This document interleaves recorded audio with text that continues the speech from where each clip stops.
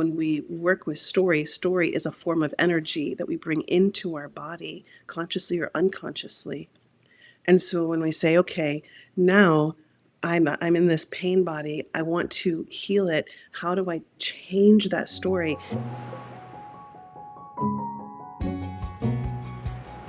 I wonder if you have any prompts for someone who's in a story in their life. They're not through it. Yeah. They're not through it. So Yeah. they can't tell you, Yeah. this is how this story comes out. They're in the dark wood and they're lost. Yeah. What are the prompts that might be able to help them, by telling the story, find their way through the act of storytelling? Well, the first thing is, don't tell the story. When you're in the middle of it, like when you're really in the thick of a mystery, like let yourself not have to know what the story is. And the biggest thing to do in that moment is not to repeat old stories. So if you're someone who's had your heart broken, or if you're someone who's lost everything, or whatever your story is that can be your block, and when you're in the mystery of the unknown, the biggest thing is don't repeat your old stories, because they're not here right now. You're actually in the middle of something that's completely unknown and unfamiliar. And what that requires is to be radically present, to ask for a story to help you through. This is my favorite thing to do in those moments when you're so lost, is that you can actually go to that imaginal plane and you can say, give me a medicine story for this time. Give me the story. And it's flipping the switch, right? Because we're so used to, I'm going to tell the story, and that's our ego brain, and the great ego does a great job of doing that. But when we can come to that humble space in our mind and our consciousness and say, I don't know how to do this, and I don't know how to get through. Can you bring me a story that will support me through this time? The greatest prompt is once upon a time. And one of the things that you can do with once upon a time is it immediately takes you into the mythic dimension, or into the dimension of the soul. And you can say, okay, and you can go in with intention and say, I'm looking for, and I call them medicine stories. And you can use any word that you want. It means healing. It means, bring me a story that will bring healing to this moment in time. And okay, I'm going to receive it through your language, which is through symbol, metaphor. It's going to be a mythic story. And so with once upon a time, show me how to get through. And you can allow this mythic reality to reveal itself to you. The trick, this is the biggest trick, Tammy, is you have to trust what comes to you. Because what you've done is you've come into the space of surrender. You've said, I don't have the answers. Can something beyond me guide me in this time? And can it come through a story? And so you can say, I'm talking to the muse. You can say, I'm talking to the angels. You can say, I'm talking to spirit. I'm handing over to God. Whatever your language is, I usually just like to say, I'm giving it to the spirit of life. And, I'm asking for the spirit of life to help me in this moment. Bring me what I need. And it's not going to be the same story that you've always known. It's going to be something else.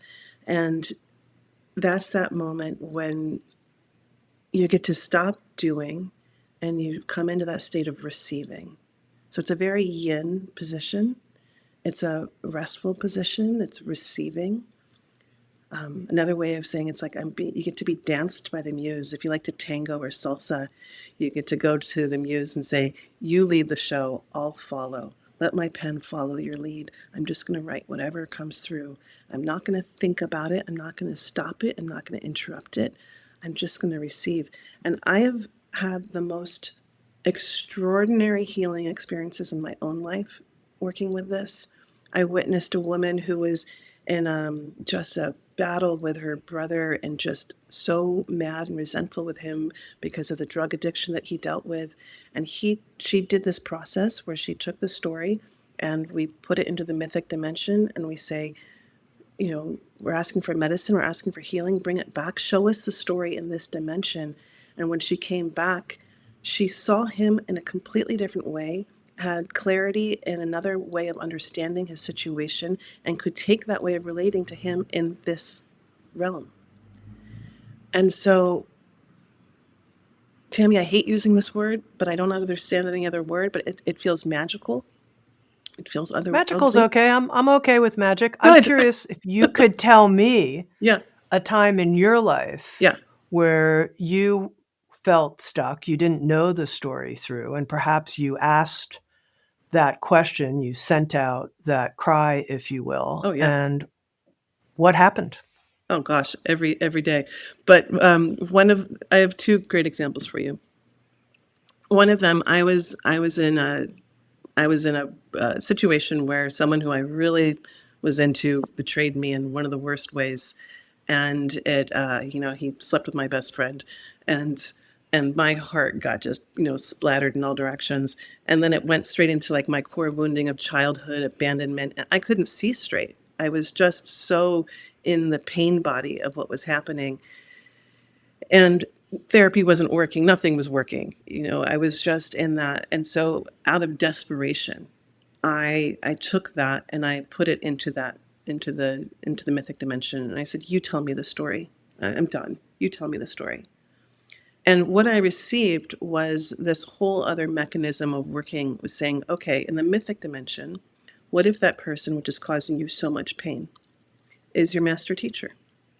So, in order to do this, I have to say there's a warning. My warning on this is that you have to be, the only way that you can do this is if you're willing to not be right. So, you have to be at some point in your life where you can say, okay, I'm going to go in the world of maybe I'm not right about how I'm seeing this.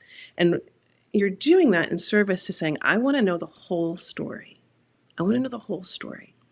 And I'm going to rewind just 1 second here and say, what is truth? And truth, it's a carpentry term, right? It means a straight line from here to there.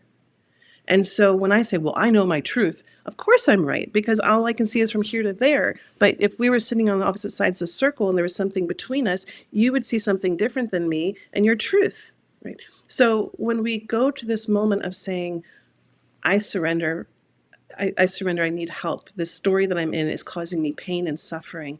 I want to live in another story. I want to heal this story. And when we hand it over, we say, I'm also willing to not be right. I'm willing to see something bigger and make the story bigger than what I'm in right now.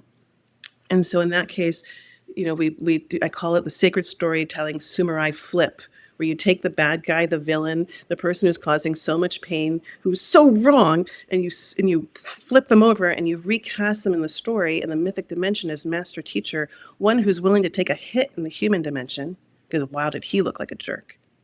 But what happened in the mythic dimension, if I say, okay, you came as my master teacher and you were willing to give me an opportunity to learn something that no one else would willing to do, because no one else got into my heart in that way, and no one else could open that core wound in the way that you did. And wow, now I have this incredible opportunity to address this core wound. This isn't about you anymore.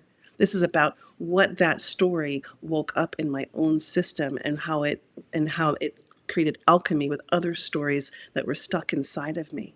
So we begin to see ourselves as storied people, and we get to really engage ourselves as observers of life and of alchemists. And so in that way, one of the things I think is so incredible when we understand that story is a alchemical process. We have this biological body, and it does all these things, and energies can get stuck in it. And that when we work with story is a form of energy that we bring into our body, consciously or unconsciously. And so when we say, okay, now I'm in this pain body, I want to heal it. How do I change that story? And when you authentically change the way you live inside of a story, then it begins to that energy changes in your body, and then you have to make this other commitment. I'll never tell that story in that same way ever again.